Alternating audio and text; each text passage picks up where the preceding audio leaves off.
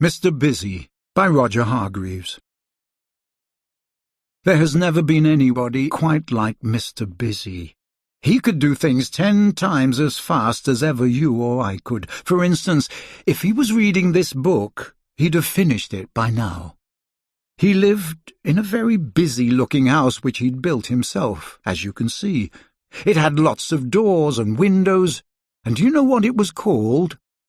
Weekend Cottage. Do you know why? Because that's how long it took him to build it. One fine summer morning, Mr. Busy was up and about, bright and early at 6 o'clock.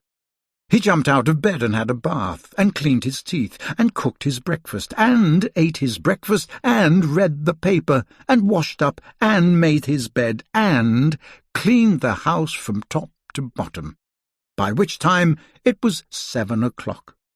Busy, Mr. Busy. Now, next door to Mr. Busy lived someone who wasn't quite such a busy person, in fact, a very unbusy person, Mr. Slow.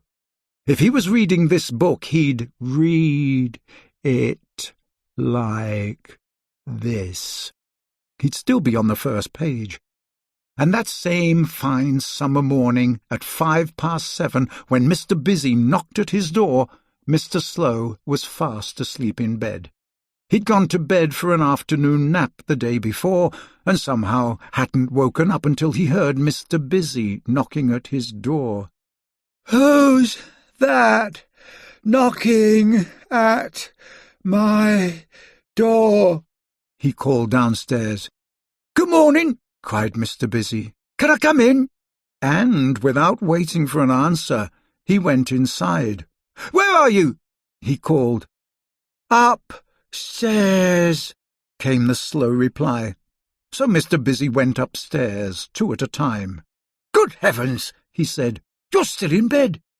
And he made Mr. Slow get up, and he made his bed for him, and cooked his breakfast for him, and cleaned his house for him. Poor Mr. Slow, he hated to be rushed and fussed.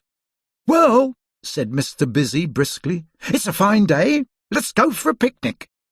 Mr. Slow made a face.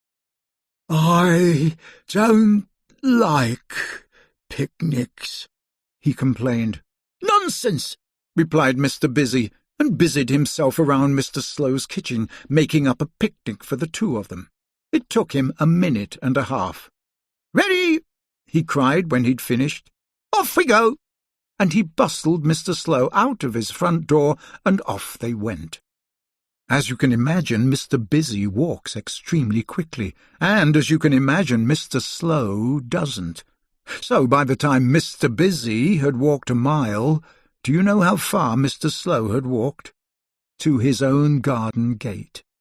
Mr. Busy hurried back. "Come on!" he cried impatiently. "Hurry up!" "Hurry up," replied Mr. Slow. "Impossible." "Oh, all right," said Mr. Busy. "We'll have a picnic in your garden. Wait a minute, though," he added. "The grass needs cutting." And he rushed back to Weekend Cottage, and rushed back again with his lawn-mower, and rushed up and down, cutting Mr. Slow's lawn. It took him 2.5 minutes. It would have taken him 2 minutes, but he had to mow around Mr. Slow, who couldn't get out of the way in time. "And now," cried Mr. Busy, "picnic time!" And together, on that fine summer day, they had a fine picnic. Well, actually, Mr. Busy had a finer picnic than Mr. Slow, because he ate more quickly and had most of the food. Mr. Busy stretched out on the grass. "That was fun," he said. "I like picnics." "You do. I don't," said Mr. Slow. "Tell you what," went on Mr. Busy, ignoring him. "Tomorrow we'll go on a proper picnic out in the country." Mr. Slow made a face. "And," went on Mr. Busy, "in order to do that and get you out into the country, I'll have to call for you earlier than I did this morning." Mr. Slow made another face. "See you tomorrow, then," said Mr. Busy, and went home and cleaned his house from bottom to top.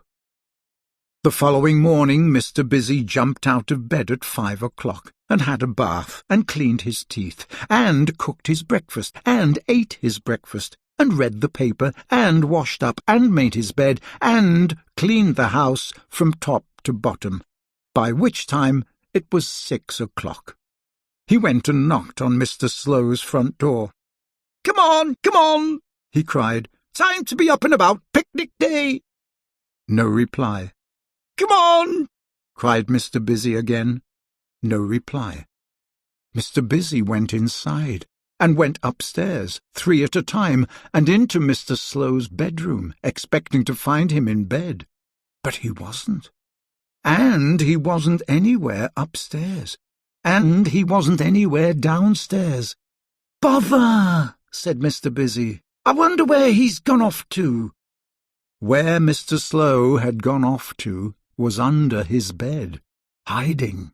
He didn't want to go on any picnic, not he. "Bother!" said Mr. Busy again. "That means I'll have to go on a picnic on my own."